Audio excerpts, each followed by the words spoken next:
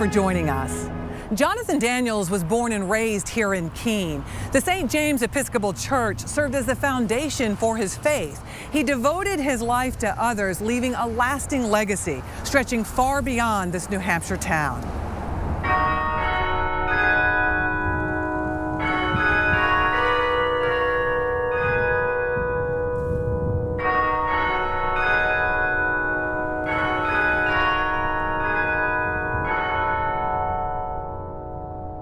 At the National Cathedral in Washington, D.C., their faces are carved in stone, their accomplishments etched in history. Champions of human rights you know well: Rosa Parks, Mother Teresa, Eleanor Roosevelt. But one name, one face peering from the rock is known by few outside his hometown.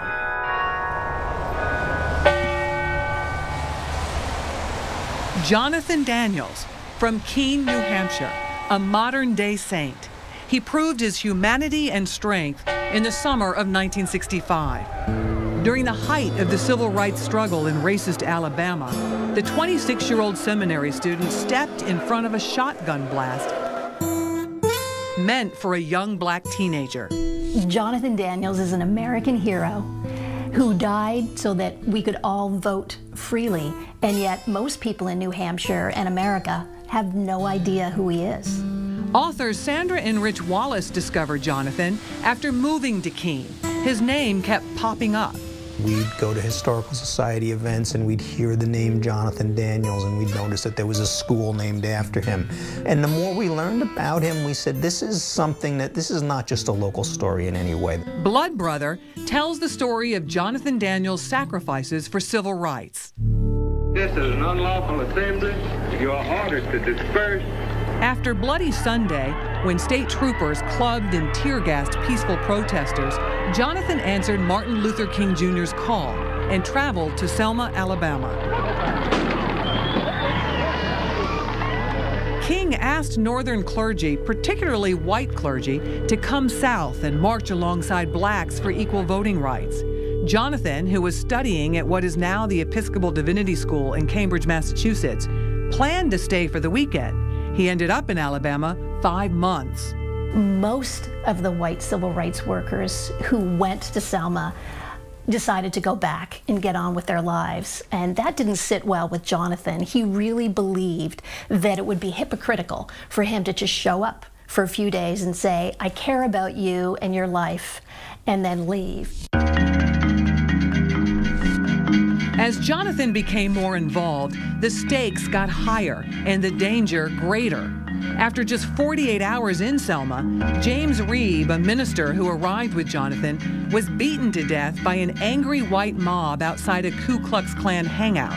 He was the first white civil rights worker murdered in 1965. Far from affording him respect and protection, Jonathan's clerical collar made him a marked man. As a white activist, holding peaceful protests, working to integrate a local Episcopal church, and registering black voters, Jonathan was more hated than African Americans, considered an outside agitator, a traitor to his race. Jonathan refused to be intimidated, and it became apparent to him that if he continued to stand by his convictions, which he was 100% committed to do, that his life was in danger, and he was willing to take that risk. No surprise to Jonathan's childhood friend Bob Perry, who could see early on Jonathan's life building to a heroic moment. Well, John was 11 days older than I am.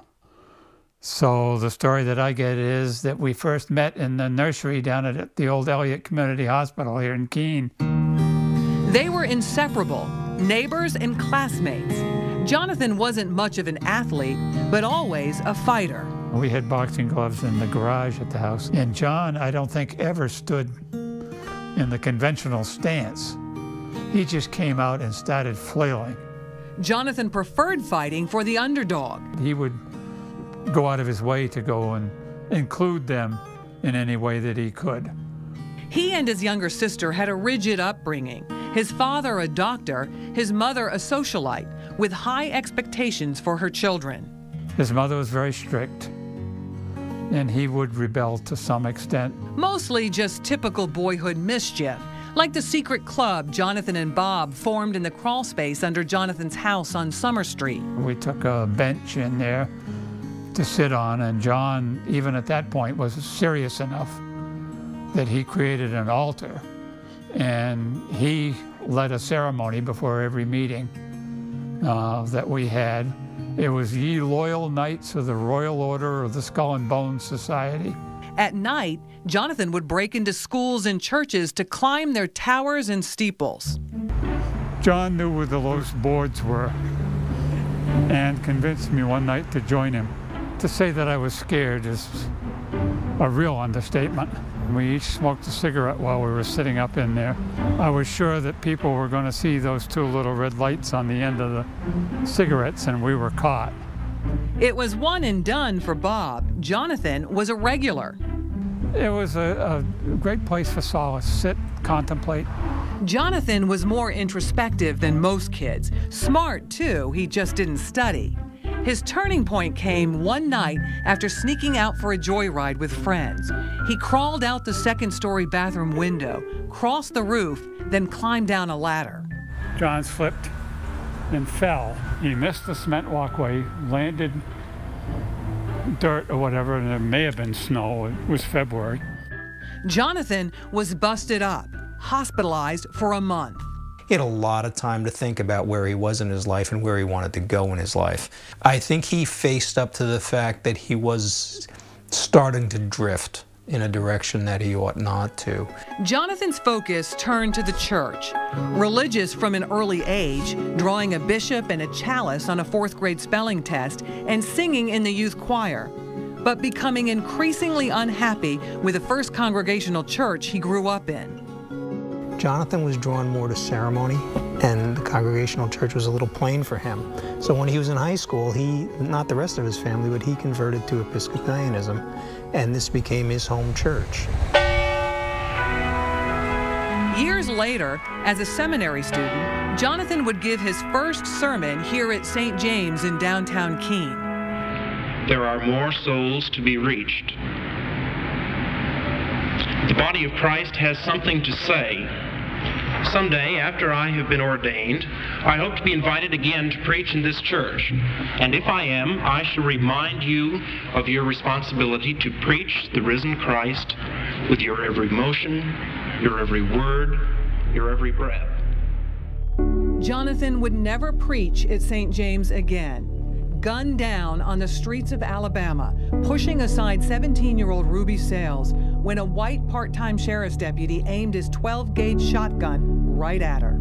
I didn't even have a chance to turn around. Neither did John have a chance to turn around. And the next thing I knew, someone had pulled me from behind. And I stumbled to the side. And the next thing I knew, I heard a shotgun blast. I hear shots.